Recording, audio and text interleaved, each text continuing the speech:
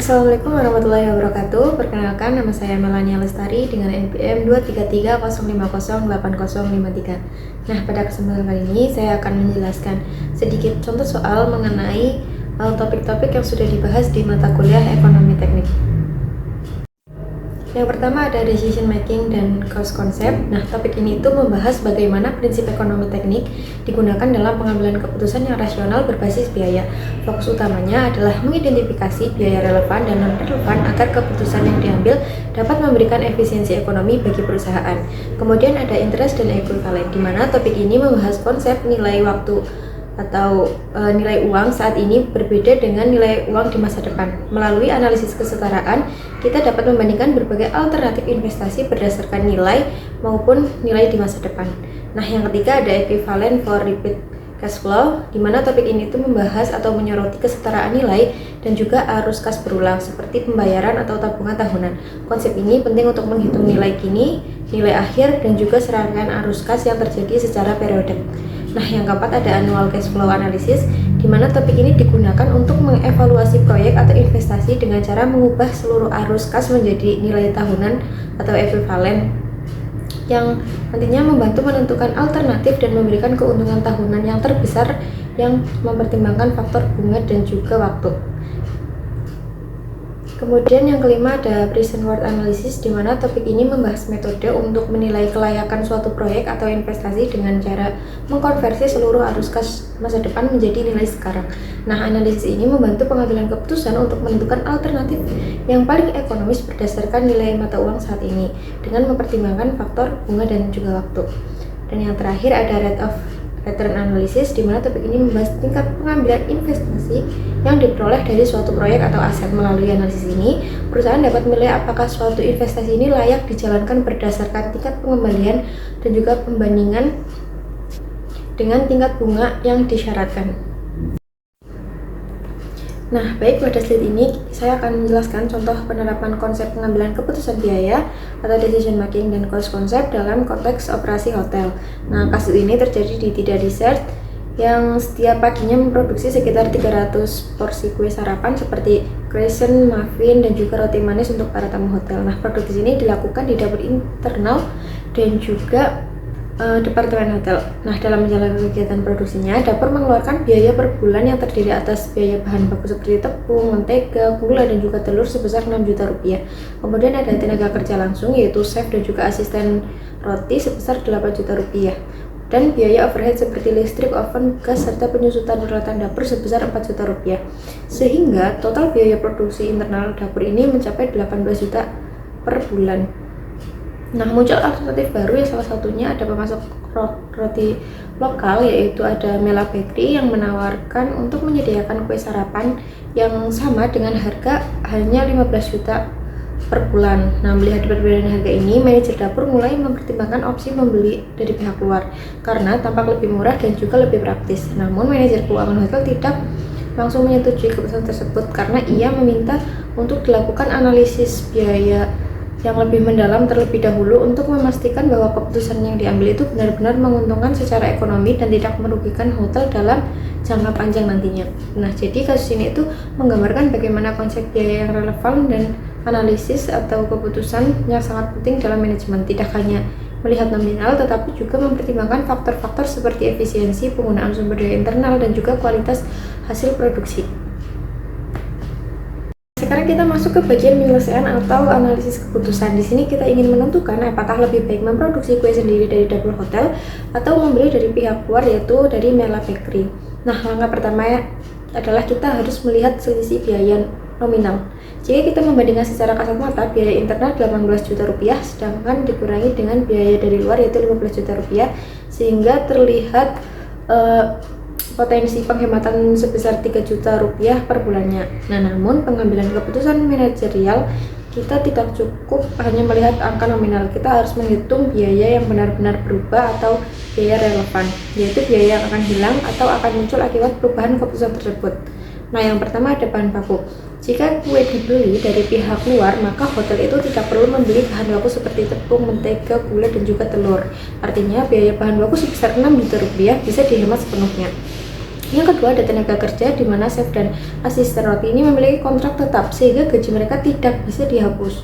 Namun maksudnya tidak bisa dihapus secara langsung. Namun jika mereka dialihkan ke bagian lain, misalnya membantu pembagian pastry atau dessert, maka sebagian biaya tenaga kerja ini masih memberikan nilai tambah bagi hotel tersebut.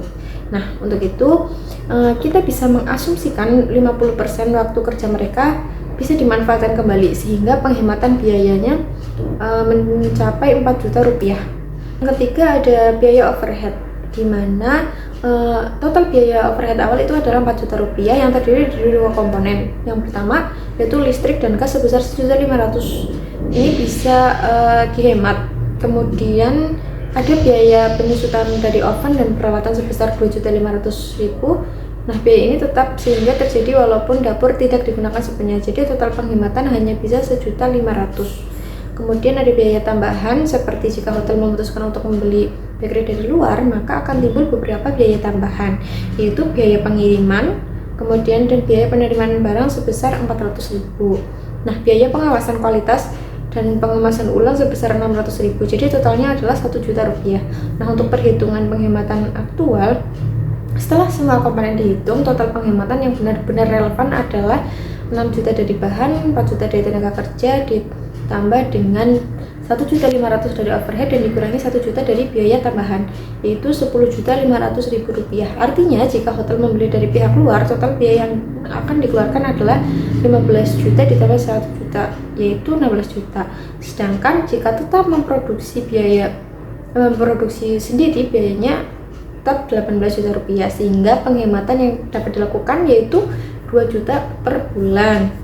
Nah, jadi meskipun secara kasat mata terlihat penghematan 3 juta, setelah kita hitung faktor biaya yang relevan dan juga tersembunyi dari penghematan real yang benar-benar terjadi adalah 2 juta per bulan. Dengan angka ini, manajemen dapat menilai apakah penghematan tersebut cukup signifikan dibandingkan dengan memanfaatkan dan menjaga kualitas serta kontrol produksi internal. Nah, setelah kita tadi menganalisis dari sisi finansial, sekarang kita juga perlu memperhatikan aspek non-finansial, yaitu kualitatif. Karena dalam pengambilan keputusan manajerial tidak semuanya hal bisa diukur dengan angka. Selain biaya, keputusan ini juga sangat mempengaruhi oleh kualitas produk dan juga pelayanan terhadap tamu hotel. Nah, ada beberapa hal yang perlu diperhatikan. Yang pertama, kualitas dan juga kesegaran kue yang dibuat oleh dapur hotel sendiri umumnya akan lebih segar karena produksinya itu setiap menjelang pagi atau menjelang sarapan. Nah, ini tentu memberikan nilai tambah bagi pengalaman tamu, terutama hotel yang menjaga citra premium atau pelayanan bintang 4 ke atas. Yang kedua, ada konsistensi rasa dan juga bentuk. Jika menggunakan vendor luar seperti Mela Bakery, ada kemungkinan standar rasa atau tampilan kue itu tidak selalu sama dengan yang disajikan hotel. Hal ini bisa mempengaruhi konsistensi kualitas produk yang dirasakan oleh tamu. Nah, yang ketiga adalah ketergantungan pada pihak luar. Jika vendor terlambat mengirimkan pesanan, maka bisa saja tamu hotel ini menunggu dan dapat berdampak langsung bagi kepuasan pelanggan. Dalam industri perhotelan, keterlambatan kecil saja bisa mempengaruhi citra dan juga layanan secara keseluruhan. Jadi secara finansial memang benar pihak luar itu bisa memberikan penghematan sekitar 2 juta per bulan. Namun jika kita melihat kualitas produksi internal sebaiknya tetap dipertahankan, apalagi jika dapur ini masih memiliki kapasitas tenaga kerja yang bisa dimanfaatkan untuk aktivitas lain. Dengan demikian, keputusan sebenarnya tergantung pada prioritas manajerial hotel. Apakah mengutamakan efisiensi dan biaya? Apakah mengutamakan kualitas dan juga pengalaman tamu?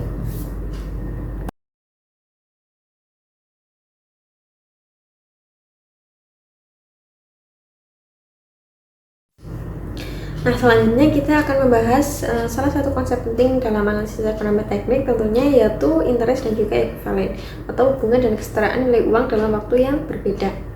Untuk yang pertama ini ada contoh soal di mana pada contoh ini ada sebuah pabrik yang ingin memproduksi mesin dengan harga 200 juta rupiah. Pabrik tersebut memiliki dua alternatif pembayaran, yaitu yang pertama ada alternatif pembayaran tunai dengan potongan diskon 10% dan juga alternatif B yaitu membayar secara angsuran selama 3 tahun. Nah, tingkat bunga atau interest rate yang digunakan adalah 10% per tahun. Tujuannya adalah untuk menentukan alternatif mana yang lebih ekonomis dan membandingkan nilai sekarang dan juga nilai di masa depan. Nah, langkah yang pertama, kita perlu menghitung PV alternatif A atau alternatif yang pertama, yaitu pembayaran tunai. Perhitungan ini cukup sederhana karena ada diskon 10%, maka pabrik hanya membayarkan 90% dari harga daftar. Nah, rumusnya tertera pada slide. Jadi jika perusahaan ini membayarkan secara langsung, maka nilainya adalah 180 juta. Namun untuk langkah yang kedua, yaitu alternatif B, kita akan menghitung nilai secara angsuran selama 3 tahun dengan rincian seperti yang tertera. Nah, kemudian kita menghitung alternatif kedua atau alternatif B, yaitu kita menghitung PV dari B. Nah, kita itu menghitung secara angsuran selama 3 tahun dengan rincian biaya 40 juta dibayarkan pada sekarang atau tahun ke-0, kemudian 50 juta dibayarkan pada tahun pertama, 50 juta lagi pada tahun kedua, dan 40 juta pada tahun terakhir atau tahun ketiga. Nah, kita akan mendiskontokan semua pembayaran tersebut ke waktu sekarang dengan bunga sebesar 10% per tahun. Nah, jadi ada faktor seperti di slide. Nah, lalu masing-masing pembayaran itu dihitung dari tahun ke-0, yaitu 40 juta per 1,0, kemudian tahun ke-1, tahun kedua, dan tahun ketiga seperti perhitungan pada slide. Jika kita jumlahkan semua itu berjumlah 150.829.451 rupiah. Nah, sekarang kita bandingkan hasilnya antara alternatif A dan juga alternatif B. Alternatif A adalah 180 juta, kemudian alternatif B kita bulatkan menjadi 156,8 juta. Nah, artinya alternatif B ini lebih ekonomis dikarenakan nilai sekarang lebih kecil daripada alternatif A. Dengan kata lain, jika memperhitungkan bunga 10%, maka sistem angsuran selama 3 tahun itu akan memberikan beban ekonomi yang lebih ringan bagi perusahaan. Nah, setelah menghitung nilai sekarang dan juga nilai dari masing-masing alternatif, pada slide ini kita akan membandingkan hasil untuk menentukan pilihan mana yang paling ekonomis antara sisi PV dan juga FV atau future work. Nah, pada bagian pertama, yaitu perbandingan antara nilai sekarang yaitu PV. Pertama, mari kita lihat hasil dari perbandingan nilai sekarang. Dari perhitungan sebelumnya itu kita sudah dapat alternatif A sebesar 180 juta dan juga alternatif B itu sebesar 156,8 juta. Nah, karena PV alternatif B lebih kecil daripada PV alternatif A, maka alternatif B ini lebih ekonomis menurut nilai sekarang. Namun selisihnya adalah 180 juta dikurangi dengan 156.800. Nah, setelah itu selisih antara alternatif A dan juga B tadi itu kan sekitar 23, sekian juta. Nah, artinya dengan memilih sistem angsuran, perusahaan itu dapat menghemat sekitar 23 juta rupiah dalam nilai uang saat ini.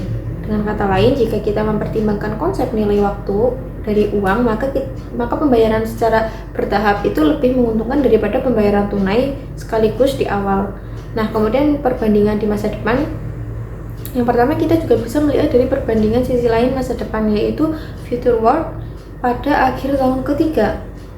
Nah, langkahnya adalah membawa semua nilai ke waktu T3 atau tahun ketiga. Nah, untuk perhitungannya, di mana alternatif A seperti yang tertera. Nah, untuk alternatif A kita dapat menggunakan PV yang sudah diketahui dari 180 juta tadi. Kita kapitalisasi selama 3 tahun dengan bunga 10%.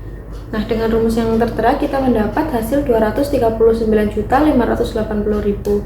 Nah, untuk yang perhitungan alternatif B, setiap pembayaran itu dikalikan dengan faktor bunga sampai tahun ketiga.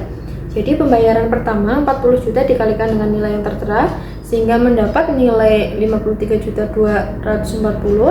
Kemudian yang kedua itu mendapat 60.500. Yang ketiga mendapatkan 55 juta dan yang terakhir adalah 40 juta. Nah, jika di total atau dijumlahkan semuanya adalah 208.740.000. Nah, dari sisi ini kita bisa lihat hasilnya bahwa alternatif A ini yaitu 239 juta, sekian, dan alternatif B itu hanya 208 juta. Jadi alternatif B ini tetap lebih murah bahkan ketika dibandingkan dalam perspektif nilai di masa depan, yaitu selisihnya sekitar 30,84 juta. Jadi alternatif B tentunya lebih baik daripada A, sehingga perusahaan itu lebih baik untuk mengangsur daripada membeli secara tunai di awal. Nah, selanjutnya pada slide ini kita akan membahas contoh mengenai topik equivalence for repeat cash flow. Di sini terdapat kasus di mana Budi ini menabung sebesar 600.000 setiap akhir tahun selama 7 tahun pada bank yang memberikan bunga majemuk sebesar 5,5% per tahun. Dari kasus ini ada 3 hal utama yang ingin kita hitung. Yang pertama ada nilai akhir atau future value dari seluruh setoran selama 7 tahun. Yang kedua nilai setara tunggal pada tahun ketiga yang ekuivalen dengan direct setoran tersebut, dan yang ketiga nilai sekarang pada present value dari seluruh setoran jika dihitung pada tahun sekarang atau ke-0. Nah, langkah pertama adalah menghitung future value menggunakan rumus deret antuitas. Nah, seperti tertera pada slide.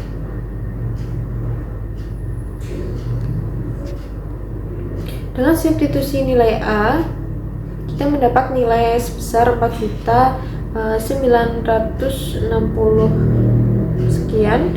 Artinya jumlah tabungan Budi di akhir tahun ke-7 itu sekitar 4,96 juta rupiah. Nah, untuk langkah kedua kita akan mencari nilai kesetaraan tunggal pada tahun ketiga. Caranya dengan mendiskontokan nilai F dari tahun ketiga menggunakan rumus seperti yang tertera pada slide. Nah, setelah dihitung nilai S ini sekitar 4 juta sekian. Jadi Budi ini memiliki pembayaran sebesar 4 juta sekian pada tahun ketiga, diinvestasikan sampai tahun ke-7 dengan bunga 5,5% yang hasilnya akan sama dengan nilai future value yang tadi. Nah, yang langkah terakhir itu kita adalah menghitung present value dengan rumus yang tertera ada di slide. Nah, setelah perhitungan diperoleh sebesar 3.496 sekian, nilai ini menunjukkan bahwa jumlah uang ekuivalen jika seluruh setoran Budi selama 7 tahun dikonversi menjadi nilai sekarang pada tahun sekarang atau tahun 0. Dari hasil ini kita bisa melihat bahwa konsep equivalent for repeat cash flow ini membantu mengkonversi arus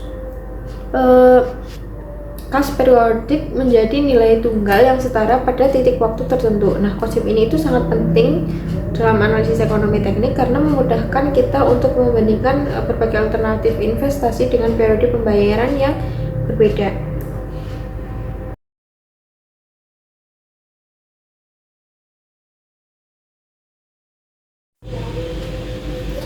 Nah, kemudian memasuki topik annual cash flow analysis, terdapat sebuah kasus perusahaan yang sedang mempertimbangkan 2 alternatif mesin pendingin baru untuk menggantikan mesin yang sudah lama dan sudah tidak efisien. Nah, kedua mesin ini memiliki umur ekonomis yaitu 6 tahun dan tidak memiliki nilai sisa. Tingkat suku bunga yang digunakan perusahaan adalah 8% per tahun. Nah, mesin X ini memiliki harga pembelian 18 juta dengan penghematan biaya operasional tetap sebesar 4 juta rupiah per tahun selama 6 tahun. Nah, sedangkan mesin Y ini memiliki harga pembelian itu 22 juta, tetapi penghematan operasionalnya itu bersifat meningkat, yaitu 3 juta pada tahun pertama, kemudian naik 1 juta pada setiap tahunnya, kemudian tahun kedua 2 juta menjadi 4 juta, tahun ketiga menjadi 5 juta, dan tahun seterusnya. Nah, pertanyaan yang diajukan ini yaitu mesin mana yang sebaiknya dipilih perusahaan jika dilihat dari nilai annual worth atau equivalent uniform annual worth yang tertinggi. Jadi analisis ini tuh membantu perusahaan itu menilai proyek dari sudut pandang keuntungan tahunan ekuivalen, bukan hanya biaya awalnya saja. Nah, untuk menyelesaikan kasus ini, kita mulai dengan menyusun parameter perhitungan yaitu biaya awal masing-masing mesin, umur ekonomis, tingkat suku bunga, dan juga penghematan tahunan. Nah, pada mesin X ini, penghematan itu bersifat tetap sehingga kita dapat langsung menggunakan rumus yang tertera. Nah, dengan memasukkan nilai-nilai dari tabel bunga majemuk untuk nilai I adalah 8% dan N adalah 6, diperoleh mesin X besar 58.000 per tahun, sedangkan untuk mesin Y karena terdapat penambahan 1 juta setiap tahun, untuk menambahkan komponen gradien kita menggunakan rumus yang tertera, sehingga muncul nilai mesin Y sebesar 759.100 itu per tahun. Nah, hasil ini menunjukkan bahwa mesin Y itu lebih besar daripada mesin X. Artinya, walaupun mesin Y itu membutuhkan biaya awal yang lebih tinggi, peningkatan penghematan tahunan ini menghasilkan keuntungan ekuivalen tahunan yang lebih besar. Nah, dari sisi ini kita dapat melihat atau menyimpulkan bahwa perusahaan sebaiknya memilih mesin Y karena memberikan nilai anual tertinggi setelah perhitungan faktor waktu dan juga bunga. Analisis seperti ini membantu manajemen keputusan investasi mempertimbangkan nilai ekonomi tahunan, bukan hanya biaya awal atau penghematan pada nominalnya saja. Nah, pada topik yang terakhir adalah rate of return analysis. Kita melihat contoh kasus di mana sebuah perusahaan menerbitkan obligasi dengan nilai nominal sebesar 100 juta rupiah dan jangka waktu 8 tahun. Nah, obligasi tersebut memberikan bunga kupon sebesar 10% per tahun yang dibayarkan setiap 6 bulan sekali. Untuk menarik minat investor, perusahaan menjual obligasi ini dengan harga 970.000, sedikit di bawah nilai nominal karena ada biaya penerbitan dan potongan harga sebesar 3%. Nah, pertanyaannya, kita ini ingin mengetahui berapa tingkat bunga efektif tahunan yang sebenarnya diterima perusahaan dari penerbit obligasi tersebut atau dari efektif annual interest rate. Nah, langkah yang pertama yang dapat dilakukan adalah mengidentifikasi data penting, nilai nominal atau nilai akhir F sebesar 1 juta rupiah, harga jual bersih atau P sebesar 970.000 dan tingkat bunga kupon tahunan 10%. Karena pembayaran dilakukan setiap 6 bulan, maka bunga per periode ada 5%. Dengan jumlah periode total menjadi 16 kali karena 8 tahun dikali dengan 2 periode per tahun. Selanjutnya kita tentukan arus kas dari sudut pandang perusahaan. Perusahaan ini menerima 970.000 di awal sebagai inflow, kemudian membayarkan bunga 50.000 setiap 6 bulan selama 8 tahun dan akhirnya membayar pokok 1 juta pada periode ke-16. Setelah data diketahui, kita membentuk persamaan nilai kini atau present worth, yaitu PW sebesar 970.000 dikurangi 50.000 dikurangi 1 juta dengan rumus yang tertera. Nah, dari ini tujuan kita adalah mencari tingkat bunga atau yang membuat nilai PW ini sama dengan 0, karena itulah tingkat pengembalian yang sebenarnya. Nah, pertama dicoba dengan tingkat bunga 5%, hasilnya menunjukkan negatif sebesar 30.000 rupiah. Artinya tingkat bunga efektif perusahaan ini sedikit lebih tinggi dari 5%, karena perusahaan ini sebenarnya menerima lebih banyak dari nominalnya. Kemudian dicoba dengan tingkat bunga 4,5% yang hasilnya positif sekitar 50.700 rupiah. Karena hasilnya positif, karena hasilnya positif di 4,5 dan negatif di 5, maka tingkat pengembalian yang sebenarnya ada di antara kedua nilai tersebut. Nah, untuk memperkirakannya kita menggunakan metode interpolasi linear. Dengan interpolasi diperoleh tingkat bunga per bulan itu sebesar 5,186%. Nah, setelah dikonversi menjadi tingkat bunga efektif tahunan menggunakan rumus yang tertera, diperoleh hasil sebesar 10,62% per tahun. Dari sini dapat disimpulkan bahwa tingkat bunga efektif yang diterima perusahaan dari penerbitan obligasi tersebut adalah sekitar 10,62% per tahun. Jadi walaupun tingkat komponnya itu 10%, kenyataan perusahaan memperoleh pengembalian itu sedikit lebih tinggi karena menjual obligasi dengan harga di bawah nilai nominal. Jadi analisis seperti ini itu penting untuk mengetahui true cost of borrowing atau tingkat pengembalian real, baik dari sudut pandang penerbit maupun investor. Dengan demikian, perusahaan ini dapat mengevaluasi apakah penerbitan obligasi tersebut layak dan kompetitif dibandingkan dengan instrumen pembiayaan lainnya. Nah, itu tadi yang bisa saya sampaikan. Kurang lebihnya mohon maaf apabila ada ketidakjelasan dalam penyampaian. Kurang lebihnya mohon maaf. Wassalamualaikum warahmatullahi wabarakatuh. Terima kasih.